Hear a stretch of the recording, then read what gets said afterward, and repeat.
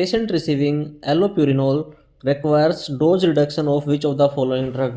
First option is 6-mercaptopurine, then cyclophosphamide, then 6-thioguanine, then cimetidine. तो इनमें से कौन से ड्रग के डोज को रिड्यूस करना पड़ेगा अगर एलोपिरिनोल साथ में दे रहे हैं तो इस क्वेश्चन का आंसर जानने से पहले हम देख लेते हैं कि एलोपिरिनोल क्या है और वो किस तरीके से काम करता है।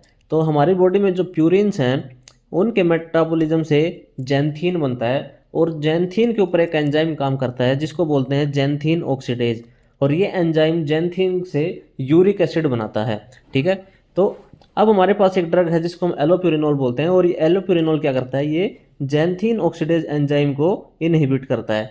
अगर ये जैंथीन ऑक्सीडेज एंजाइम को इनहिबिट कर देगा तो इससे क्या होगा, यूरिक एसिड नहीं बनेगा। इसलिए एलोप्यूरिनोल को ऐसी कंडीशंस में यूज़ करते हैं जहाँ पर यूरिक एसिड का प्रोडक्शन ज़्यादा होता है, यानी कि हाइपर यूरिसीमिया होता है। जैसे कि हमारे पास है गाउट में एलोप्यूरिनोल यूज़ करते हैं। दूसरा, मैलिग्नेंसी या फिर कीमोथेरेपी जब चल रही होती है पेशेंट को, तब क्या होता है कि सेल लाइज होती हैं, सेल लाइज होने से प्यूरिन्स ज़्यादा लिबरेट होते हैं। ठीक है, तो इसलिए उनमें हाइपर यूरिसीमिया होता है, इसलिए कीमोथेरेपी में और मैलिग्नेंसी में भी एलोप्यूरिनोल साथ साथ देते हैं।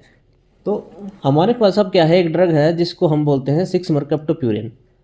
ये 6-mercaptopurine भी अपने आप में, जैसे कि नाम से पता लग रहा है, तो ये एक प्यूरिन है और इसका मेटाबॉलिज्म भी सेम एंजाइम करता है, यानी कि xanthine oxidase. Xanthine oxidase 6-mercaptopurine को 6-thioureate में कन्वर्ट करता है।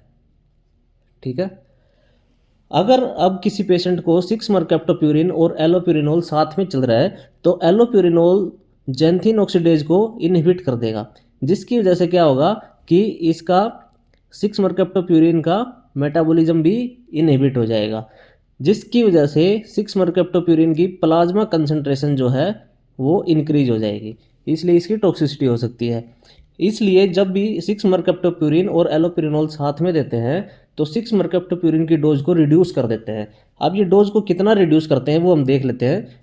तो इस बारे में गुडमैन गिलमन कहती है कि अगर 6-mercaptopurine को ओरली अगर हम देते हैं तो उसकी डोज को 75% से रिड्यूस कर देना चाहिए, यानी कि केवल 25% और 1/4 ऑफ डोज देनी चाहिए 6-mercaptopurine की।